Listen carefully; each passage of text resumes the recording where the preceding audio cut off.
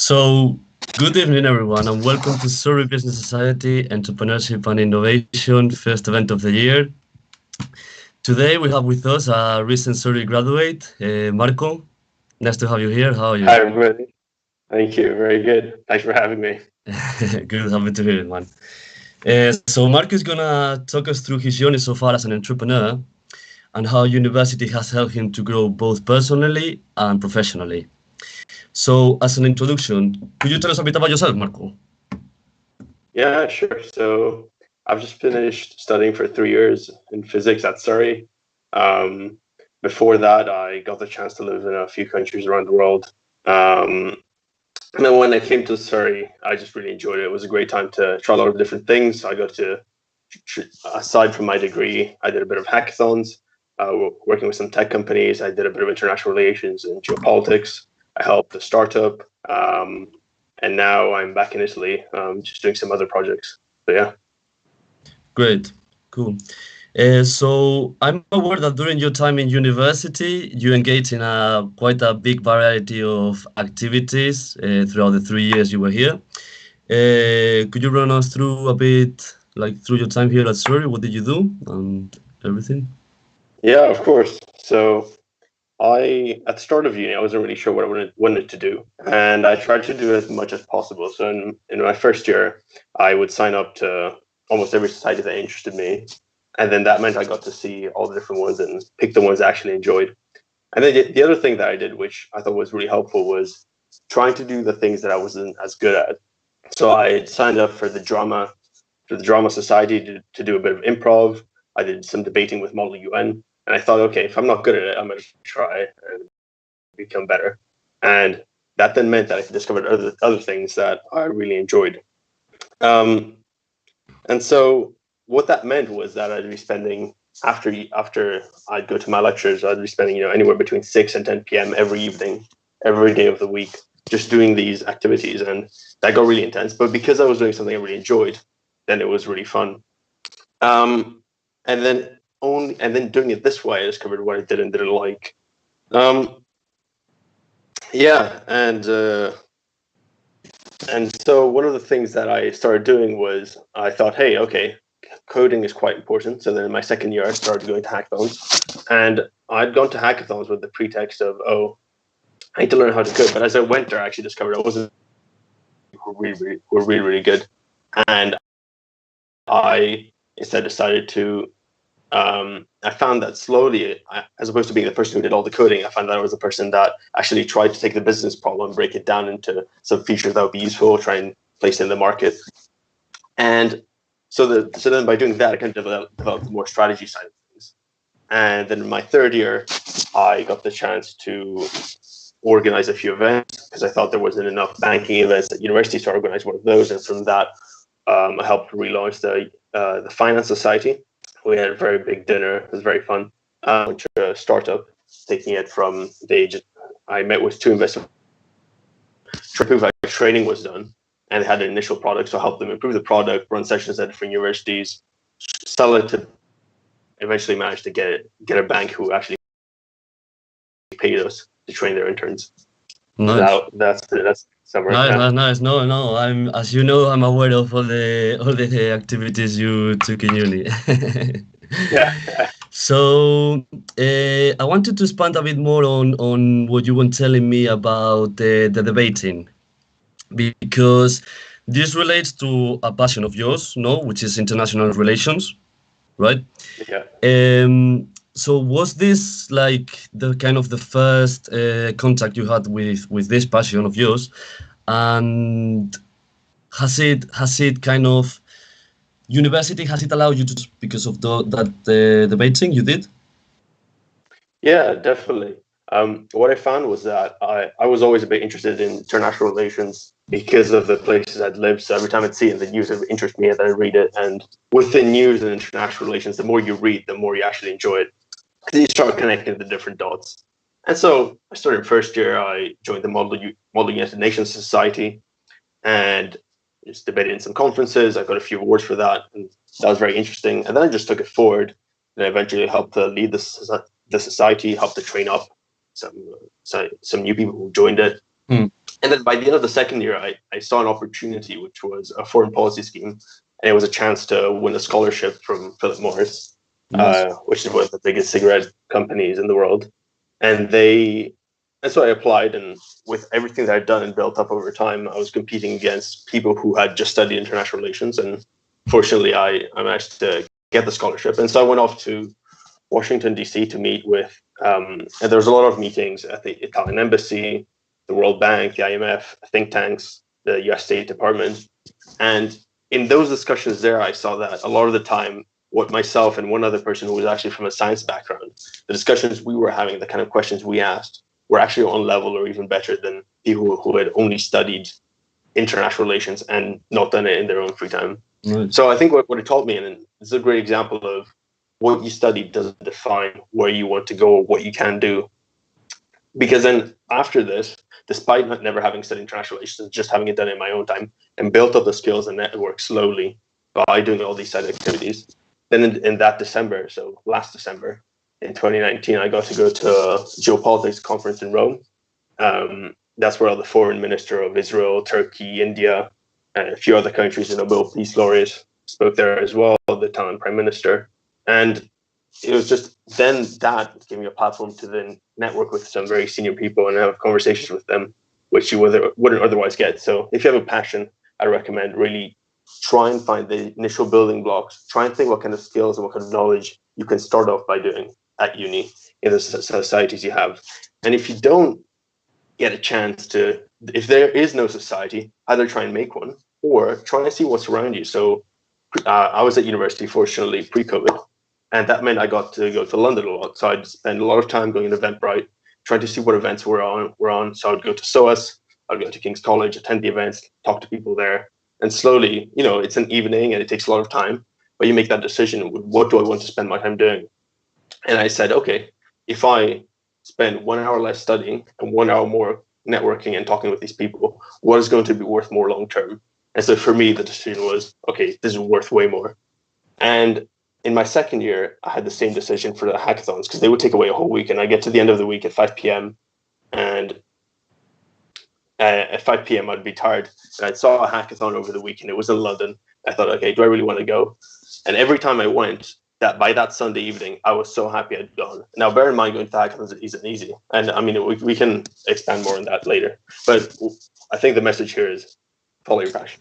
Yeah, no, I completely agree. I think you are the living example of what taking advantage of the time in uni can do. I think, yeah, definitely. Cool, interesting. So, I mean, so for what you've told us so far, you've been pretty busy all these last couple of years. I wanted to ask you, so how do you take all this evidence of great experience you have and make it into something you can use to kind of market yourself to the outer world? Yeah, that's a good question. And it's something I thought of as well, because when you're doing all of these different activities, it's often very hard to say in one sentence or even a couple of sentences or just a CV and make people understand the breadth of different things. And so that's a challenge. And if it's a lot easier if you have big brands and big labels, but most of the time, most people don't have them. So what I found was that you can go on LinkedIn and you can go market yourself and you say, oh, look, this is what I've done. This is what I've done today. 2 days later, you say, I got into a conference, I went to this, it was great. Now, the problem with that is that you're asking yourself what you would want to see about yourself. Asking yourself, what do other people want to see from you? And so what I found was that if you try and find a way to make what you found interesting. So for example, you can, if you've gone to a conference and you had heard a very interesting talk, instead of just saying, oh, it was great to hear the CEO of BP, maybe talk about what they talked about and make your own comment and your own reflection on it. Or if you just watched a webinar and you thought it was very good, make a brief summary that people can read, because people like having, if they care about oil and gas or they care about renewable energy, and they'll read that short section and think, oh, wow, this person did this for me, and I read it, and then they're going to go check on your profile. Now, one step bigger is to actually organize an event or a community. And so an example of this is when I organized the investment banking event, at the start of my third year. I thought that it was very hard for people from non-target universities to get into investment banking jobs. And so I thought, okay, what can I do to help other people and also help myself, because I was interested in this. And I said, okay, what if I organize an event with 2 investment bankers and let them run the trading and let them run a workshop? And so I managed to do that. Because I met them the previous summer, and these were the same investment bankers that we then went to launch the startup with. And then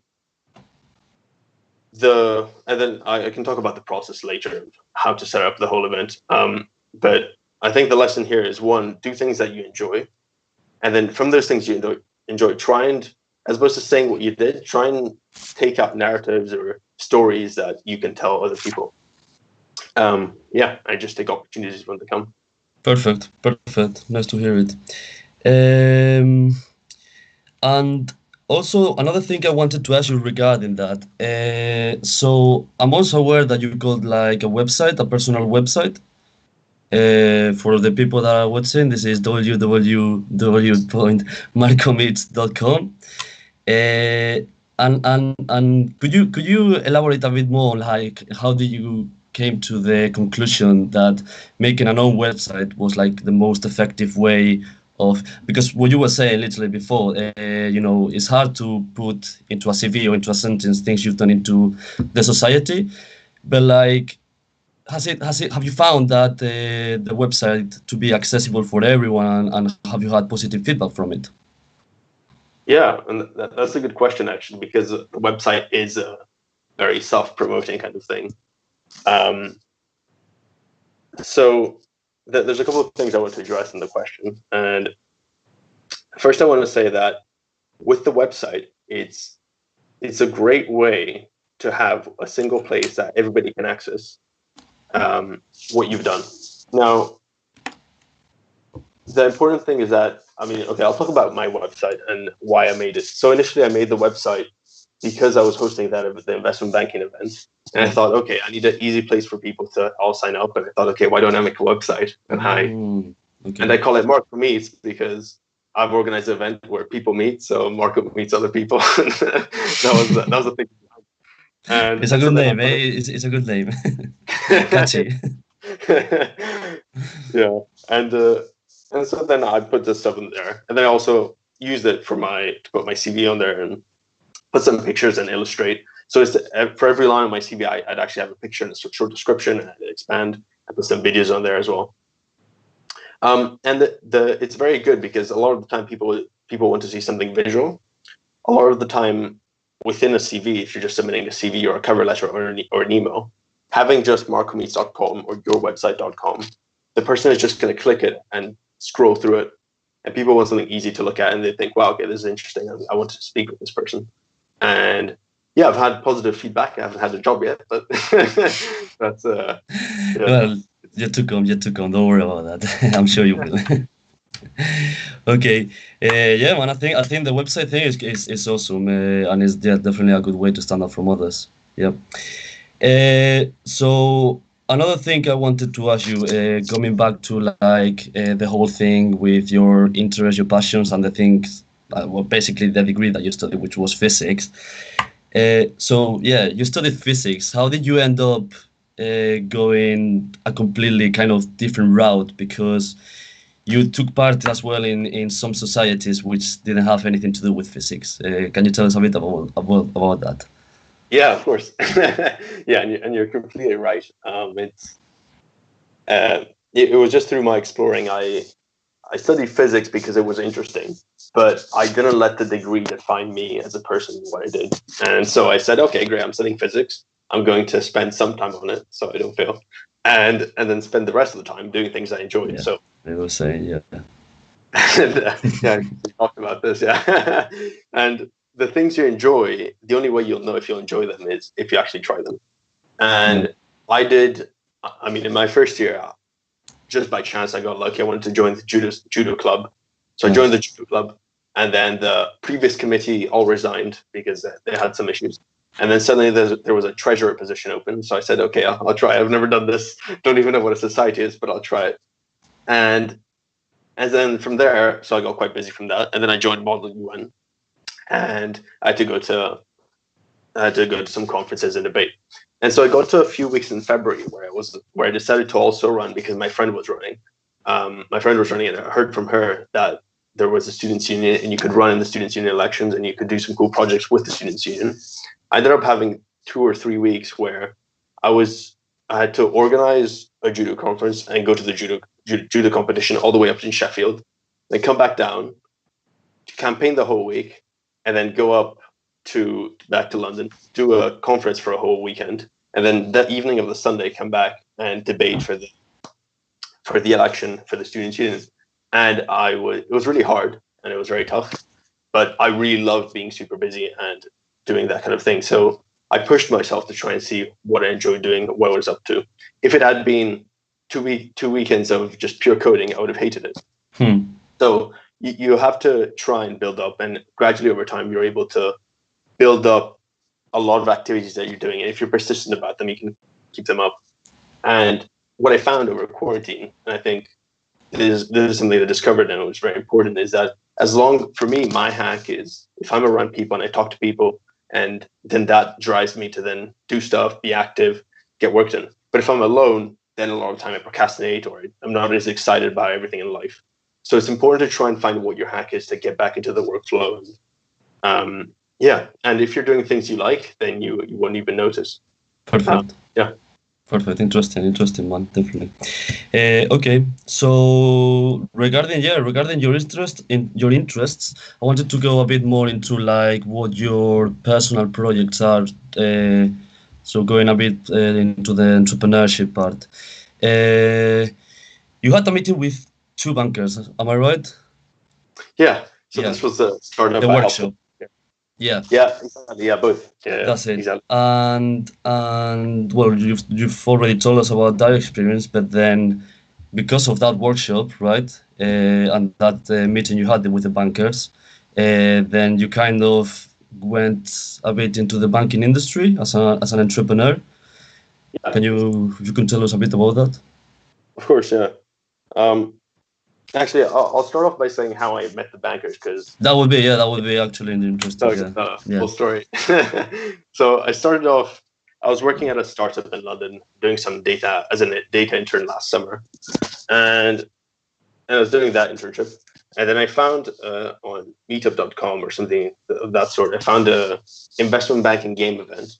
And so I thought, I want to do investment banking, so I'll just show up. And so it was on a Sunday morning in a Weatherspoons, because it was a free place where we could go. And there was about 6-7 of us. And we all did this investment banking game run by these two guys who used to work in it.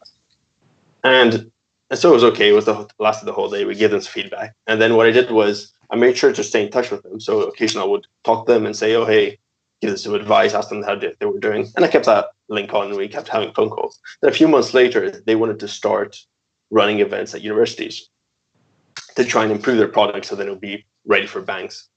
And so I said, oh, hey, look, I can give you some advice on that. I can give you some advice on how to run at universities. And if you want, I can run it at my university as well. And so I did.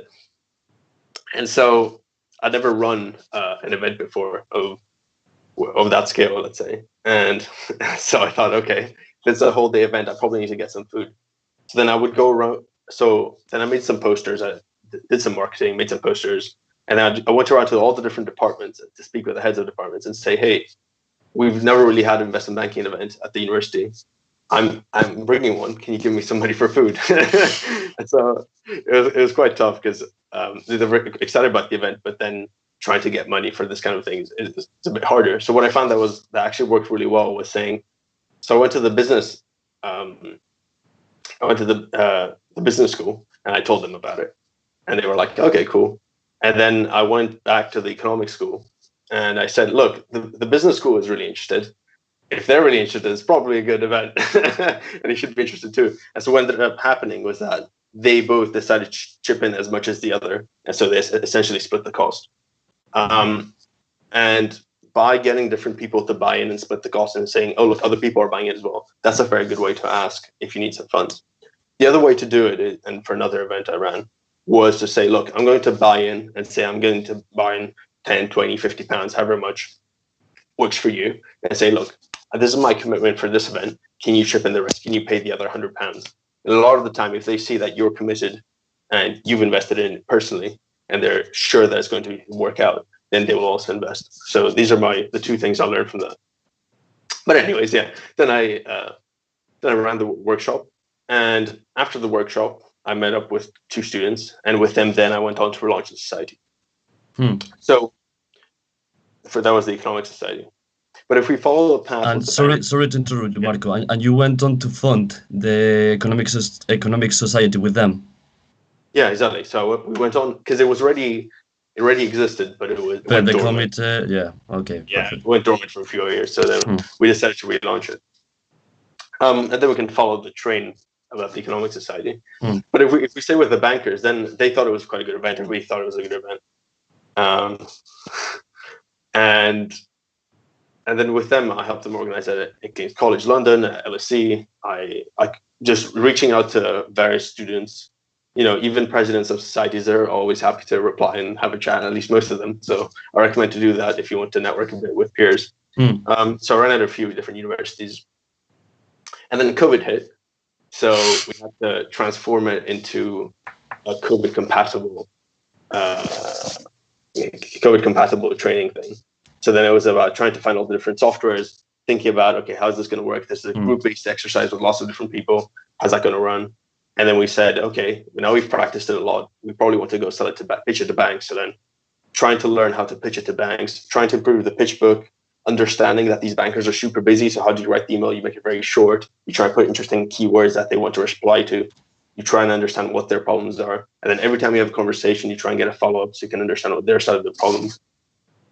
And that took a lot of reaching out. We reached out to about 200 people. And then we finally got someone. So we go with RBC. We managed to run their summer internship with some of their interns. And that was good. Yeah, that's super interesting, man. Super interesting. I'm happy that it went well. So yeah, moving on from those projects, you've recently started this personal project of yours, Finnish Network. Is that how you say it? Finnish Network. Yeah. So can you explain a bit more to us, like what Finnish Network is? How do you have the idea? Yeah, everything. What stage is at the moment? If you can explain us a bit about that. Yeah, of course. So with Finnish Network, I found that this was towards the end of the summer. The start of the summer, the end of exams. I noticed that there's a lot of people who had their internship cancelled, and so there was a lot of demand for people who want projects to do. And one thing that I'd learned from doing all these different things on the side and not going the traditional route with a big bank or a big brand was that you can learn a lot of things by yourself. You don't have to have a big brand. You don't have to do an internship to learn things and be good at things. And you don't have to come from a big university to be good. So I thought, okay, let's try and find a way for all of these people to get a stepping stone, to go from zero or their zeroth or their first experience to then be able to land a job at somewhere that they would like to work at. So the Googles and the Amazons and all of these big companies. And so then the time went on, and then it was about trying to get people to help with the outreach, trying to understand what the small companies and startups, what kind of projects they actually needed, so doing the outreach with them. And then there was also the problem of trying to build a website. So just a couple of things I've learned doing this process is that one is if you want to do this, it's important to be persistent and continue and follow up. And then people tend to be willing to help, and that they're normally willing to help and chip in a little bit. If you don't ask a little bit, they'll give it a little bit normally. And that's really good, and it's perfect. And it's important to make sure that as you're asking for the little bit, you understand what they want or what they want to learn or where they want to go or how they want to go forward. So understand the incentives of the people who want to help you. And then also making sure you follow up and you continue working on it. Because if you drop it for a week or two, then it ends up being that you're never going to pick it up again. So it's so important to keep it up to speed. Then there's a problem of tech. There's a problem with tech. And with tech, you normally need somebody who's very, very good to actually make a platform. And so at the start, I was struggling. I was thinking, okay, how can I possibly find someone to do this? I can write then I thought, okay, I can write to some people at the university. So I did. I wrote to a few friends, and I had a friend of mine who started working on the tech side, and then eventually I think he got demotivated, or he had some other stuff he had to do. He was looking for placements as well. So then eventually he dropped out and he stopped doing the tech. And so then I thought, okay, how am I going to do this? Then what I realized is that if you type in your problem on Google, there's normally a hackathon that has solved that problem. And a lot of the time, these people will publish the projects. So I actually went to Google and said, HR solutions hackathon, and searched these guys. And I found a project that was very similar to what I was saying. So I wrote to the person who was running it, who did that project, and I wrote to a few other people as well. And then this one person actually replied. And then we've been working over the past few weeks to build a new platform. So yeah, just outreach and make sure you're persistent. Yeah, that's Mm. Definitely really interesting, and I think it's important to highlight kind of like what you were saying about being resourceful rather than focusing entirely on the academia. So what you were saying, the research you did, suddenly you see a completely well a similar project to yours, and now you are both getting helping each other. And exactly. what stage is right now the platform? Like, is it already out or? Yeah, so we're sorting out the problems with the hosting. Okay, because we bought Finnish Network, so we have it Hmm. now. Um, so now we just need to get it live because we're having some issues with actually hosting it, and then we just need to do some outreach. And the thing is that now a lot of people have actually got onto this, and there's quite a lot of platforms that do this now. Hmm. And so it's important to understand what are you offering in this space, because if you're just offering a place where you have a platform that has some jobs on it, has some projects on it, there's loads of them out there. Hmm. So through thinking about it, I then thought, okay, is there something more I can offer? And it's instead of just offering projects, maybe you can offer hackathons. You can make things easy for the end user. Like the end user comes in and says, okay, I want some new skills, I want a new project, and maybe you don't have enough companies that are offering projects.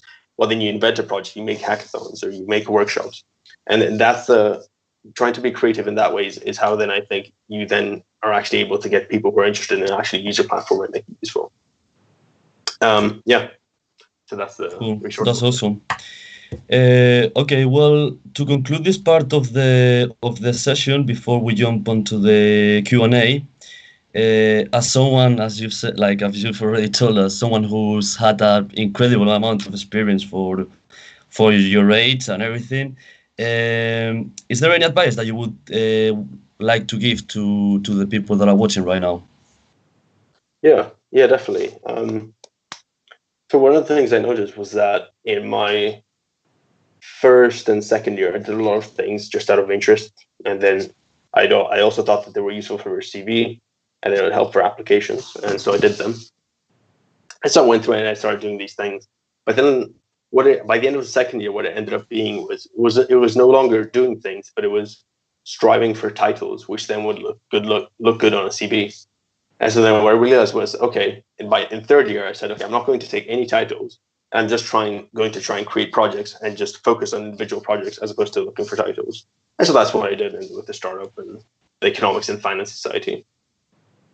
Um, the second thing I'd say is if you have an ambition and you think um, you'd like to do something, and it's better if it's totally out there and it's completely crazy. Hmm.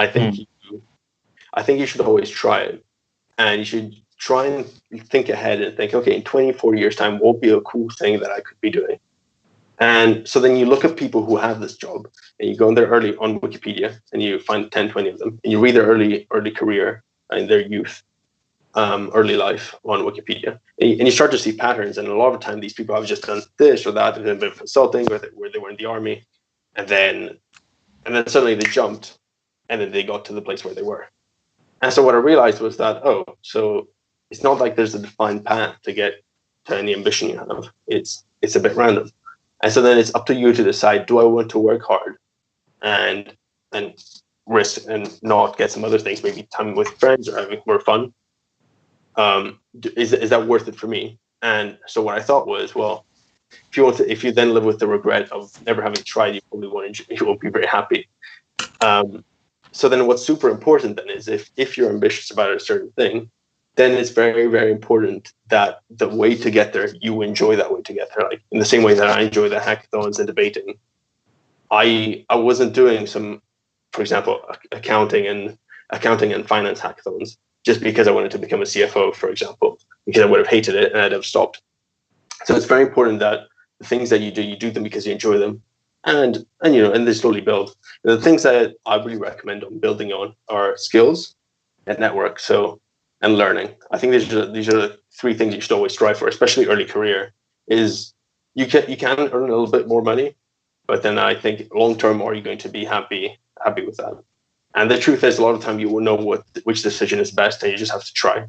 But the important thing is wherever you end up is you're always keep your eyes up. You're looking around for new opportunities, which is what I did when I came to Surrey. So always try. Good, good, good, good, good piece of advice, definitely. Well, is there anything else you want to expand on before we jump onto the Q&A? Yeah. I was just looking because I wrote down some personal anecdotes that. Yeah, no worries. Yeah. I just wanted to make a final comment on companies and organizations. So Perfect. when I first joined uni, I didn't really understand. I would say a brand, Goldman Sachs, and I thought, cool, it's a bank, but I never really understood what was behind it. So I'd go on the website, and I still didn't understand how does it actually work. What do the people do every day to then make the bank work? Like, what do the people do? They have a big office, so they must be doing something. And so then over time, as I did more and more projects, what I realized is that a lot of the time we're very swayed by the impressions and by the front end, by what we see. So by the branding, the logo, the marketing. And so people are very visual, and especially online, people get first judgments and first impressions really quick. And then as I worked for a few startups and launched my own projects, I realized the work is actually not too difficult. It's a lot of the work is actually quite mundane. It's just about thinking the right way of doing it and directing the work in certain ways. About marketing, you just have to find a creative idea, and then you just scale it. And then you just do it a lot of times. That's essentially what marketing is, and so is everything else.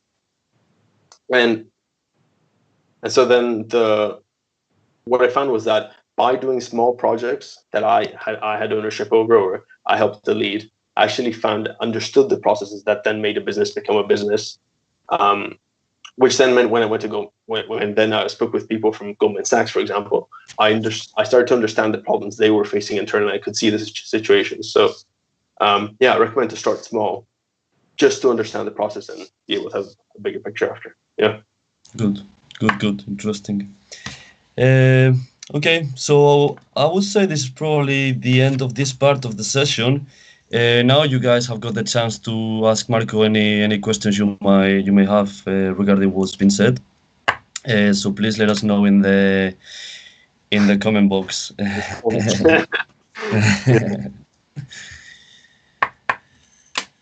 Oh, she got really thirsty from this. Yeah, lot of speaking.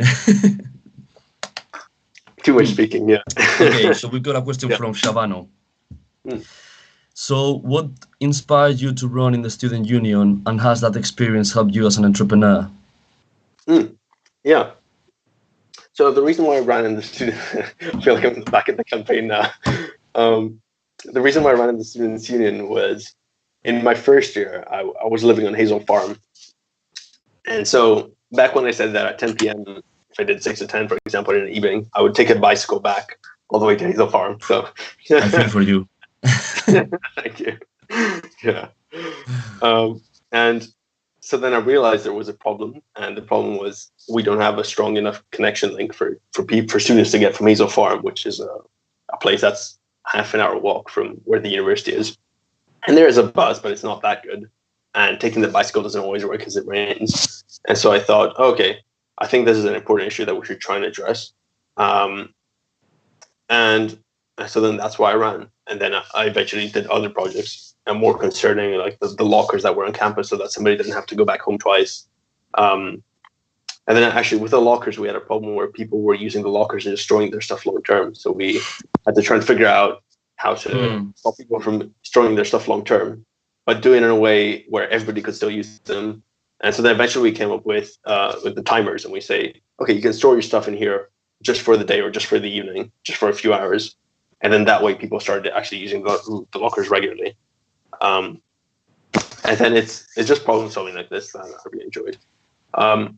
Yeah. And then one thing I would give it for advice for the students union is make sure you keep that persistence, and you keep every week, if you have a few projects in mind, talk about them, and then keep persisting with emails, talking to people. Because otherwise, if you interrupt it, then you won't do enough. You won't do as much as you like. Perfect. Yeah, I think that's yet another great example of with initiative and with a need of doing things right, you can definitely make a change. That's great example. Right, we've got more questions. Good. From Paulo de Andrade. Did you get some kind of mentoring at some point from an experienced entrepreneur? And if you didn't, would you have liked to? Yes. Oh, so no, I didn't actually get any mentoring from a experienced entrepreneur. And yes, I think it would have been very useful. It's a lot of the lessons or things I've learned that I express today are actually things I would have liked to learn and know back then. It's been 3 years. And so that's part of the reason why I'm doing it today. I think that it's very important to get a mentor. A lot of the time it's good to get a mentor, and sometimes the mentor doesn't have to be somebody super senior, crazy senior. It can even just be somebody from 2 years above in university, or somebody, or even a lecturer, or somebody who you see just on the street and you say, or somebody you see at uni and you're inspired by them, you should just go up to them and talk to them. And, I mean, not with COVID, it's a bit different, but if you see them online, write to them. Yeah. Nice. Good. Okay. We've got more questions. So, is the truth to banks' financial sector being red tape? And my question, this is a question from me. If you can expand on what red tape is, because I've got no idea. Could you repeat the question? Yeah, of course. So, is there any truth to banks or banks and the financial sector as a whole being red tape? Yeah. So red tape means bureaucracy and rules and regulations and processes. Yeah, it's very true. I mean, my first-hand experience was trying to sell the training product, which meant that I had to get approved by a lot of different people and took meetings to then eventually approve. But it seems the system still seems to work, because the ones that are too bureaucratic then don't perform as well. But yeah, the banks are very hierarchical. They have a lot of it that goes on about seniority. So just speak with bankers and to get an impression if that's somewhere you'd like to go. Yeah. Perfect. Next question. What are your future ambitions? Good question. Yeah. So I think it'd be very interesting to go to Africa and to work on some projects there, improve some countries there. And then after doing that, try and help improve it. I'm from Italy, so I'm in Italy. I'm in Milan at the moment, and come back here in Milan in Italy, and then help improve some things here after I've done that. And I mean, I say all this, try to help and see what happens. But the reason why I think Africa is very, very interesting is because you can spend 20 years working on a project.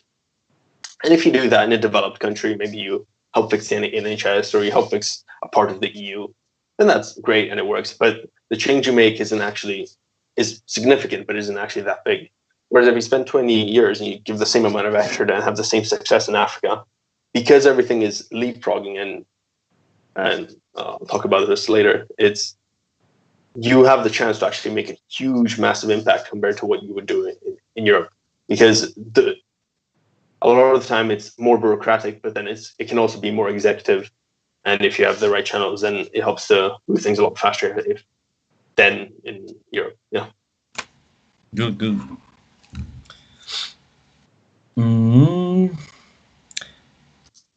Next question. So, what are the most important lessons you have learned as an entrepreneur? Mm, good point.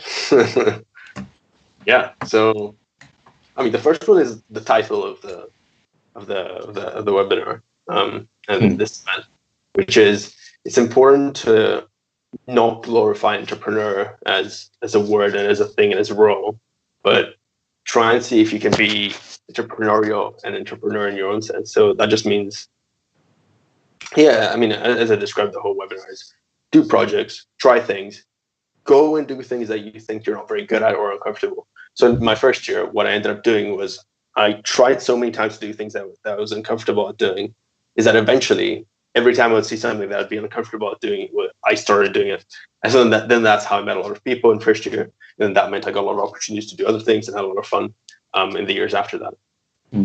The second thing I'd say is if you have ambitions and things you'd like to do, make sure you figure out why you want to do those things. And based on it's very important to understand why. Is it because you want to, are you doing those things because of somebody else, or are you doing it because of yourself? Is there somewhere you want to reach? um, yeah, and then this ties into try that thing, and if you're unsure whether you like something or not, try it. So so I was in uni for 3 years and I did 2 summer internships, and the first one was in R&D, and I was doing physics at the time, very like science, and so I thought, okay, R&D is going to be great. It's going to be less science, more engineering, more practical. And so I did it, but then I eventually, after a few months, I said, okay, this is not actually my thing. And then after that, I thought, okay, I want to learn how to code. So I did a whole summer internship coding with data science, and and then I coded, and then I was like, okay, this is actually quite boring. I don't like this as much. And so if I hadn't done those two, I would have never have known that coding and R&D aren't for me. So you definitely go try things. Yeah, as I said, persistence, and yeah, and Kind of like that initiative that most people lack, no? Have that intention to actually get things done and make a yeah, change. and how. Oh yeah, and the big one for me was because I didn't understand how organizations worked Hmm. and how banks work, for example. In my first year, I found it very hard to say, okay, but somebody had told me, launch a society. I would have been like, but what? Where do I start? And so what I learned over time was that it's important if somebody asks you, how do you eat an elephant? Right? You just got to take a small bite at a time, and eventually it's Yeah. going to go. And that's the same thing. Just try and break it down. And if you can't break it down, speak to other people and see what they think, because then they'll help you take an external point of view on things like this. Yeah, Cool. and Interesting. Good. Cool. Good. We got another question. We've actually got two more questions. So, how did you end up choosing physics at university? question.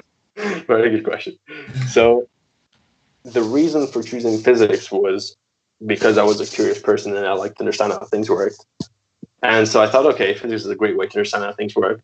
And the other thing I thought was, worst case, it's physics and maths and all the sciences are quite tough to learn if you have to learn them on your own. And I thought, okay, I'd been reading The Economist and a few other things for a while. And so I was slowly understanding a bit how economics works. So I thought, okay, I might as well just learn on the side and do physics in the meantime.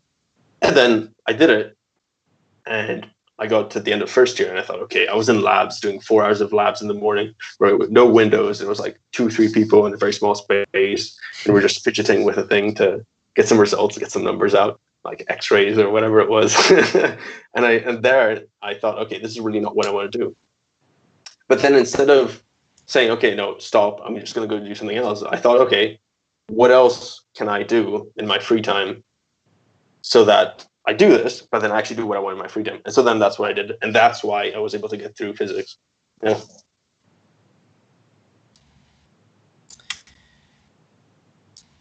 Then we got yet another question. So, what set of personal qualities and initiatives have made you a successful entrepreneur? Successful. Thank you. And Thank you. successful. Yeah. Successful entrepreneur. um, I think you have to ask why things are. So you have to question assumptions. So one of the things that physics taught was you can solve almost any problem. You won't get the perfect answer, but you get a pretty good answer if you do everything from first principles. And what that essentially means is that you break down a problem to the basic factors.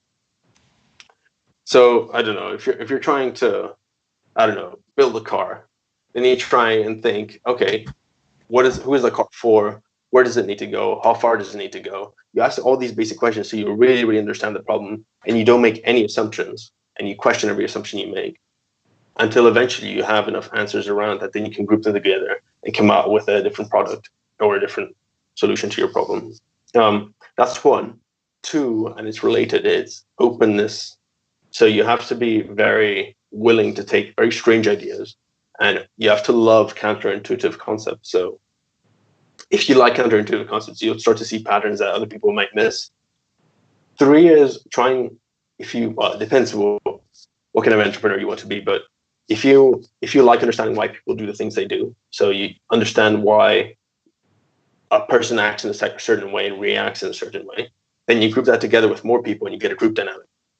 And so then that links into lots of different things. So when I was doing the business outreach for the startup, so trying to get the banks to purchase our product, I had to get into the banker's shoes and say, okay, what is the banker going to receive that they're actually going to read and keep reading and reply and say they want to have a chat?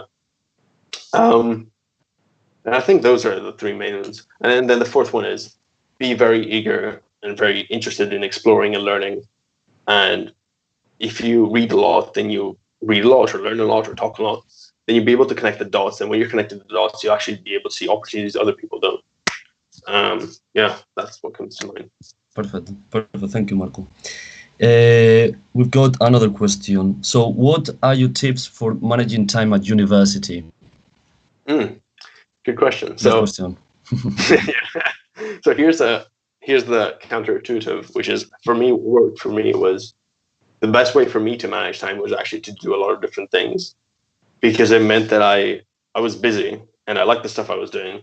So then it got me driven and I got distracted from my uni work, which then means when I had to go back and do a project, I was like, okay, this is a bit of a pain, but it wasn't as bad because I hadn't spent the whole time thinking about that, but I was thinking about other things. So you have to find what works for you. Find project, because once you get into a cycle where you're productive, let's say, maybe you're helping a society, just running your project, writing some articles, whatever it may be, you actually get a drive, is that whatever challenge you're fed, whatever challenge comes your way, you'll just try and obliterate it and keep going forward. Whereas if you kind of procrastinate a bit on some work that you received and you don't really do it, and you're just lazing around, and then you feel bad because you watch Netflix for an hour, then that just compounds and makes it all worse. So go out there, take a break, come back, do some small activities, do something fun, maybe write an article, talk to people, and then that's how you organize your time. If you need to study and you're doing too many activities, what I did was I had a calendar. I'm a forgetful person, so I have to have a calendar with, okay, now I'm meant to meet this person at this time, this place. I would actually write in and say, look, for this half an hour, I'm going to do this bit of work, this half an hour, this other bit of work. And that way I made sure that I didn't clog up, because whenever I'd meet people and they said, oh, okay, you want to do this, or there's a society or event, I would just say, okay, I'll just put it in my calendar. So I ended up filling out all the time. Yeah. Perfect. I'm gonna leave 1 minute more to see if anyone wants to ask another question. But more or less we are on time. So yeah, just gonna wait a bit more, and then we can conclude the session. Yeah. I'm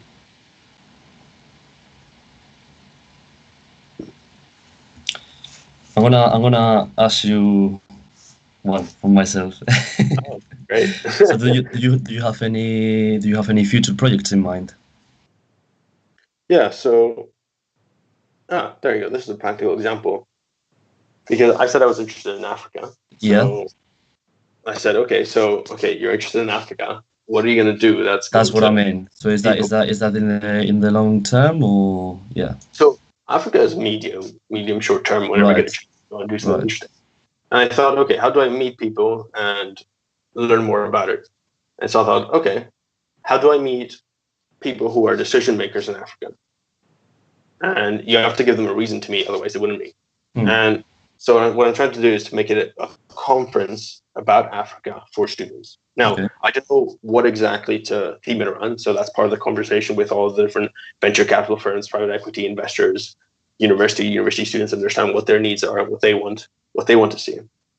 And the reason I thought of this is because I'd seen some students in Asia create a Asia Investment Banking Conference. They made a London Investment Banking Conference, London Finance Conference. So I thought, why not make an Africa one? And so that way, I make a conference, students come, and then I also need to get some sponsors. So that's my excuse to speak to the sponsors, and I talk to government as well. And then from there, people hear about it. And this is what I mean by self-promotion and marketing yourself. This is how you market yourself, because you're hosting the party, and the party in this case is, as opposed to being a fun party, it's about Africa. So it's just as fun. These people will then see, oh look, there's a person, I'm going to go talk to them, and then that's how you market yourself. Yeah. Nice, good. Well, I think we can conclude the session. Marco, thank you very much for coming. It was a pleasure talking to you. One thing I wanted to say. Whenever Finnish Network is out, let us know, because I'm pretty sure there will be quite a few students here that would be interested in taking part. That'd be really good. It's an honor. Cool. Yeah. Awesome. Right. Yeah. It's been having you. It's been great having you, Marco, and as well, thank you very much to everyone who attended the event. Thank you very much for the questions, and I hope to see you on the next Surrey Business Society event.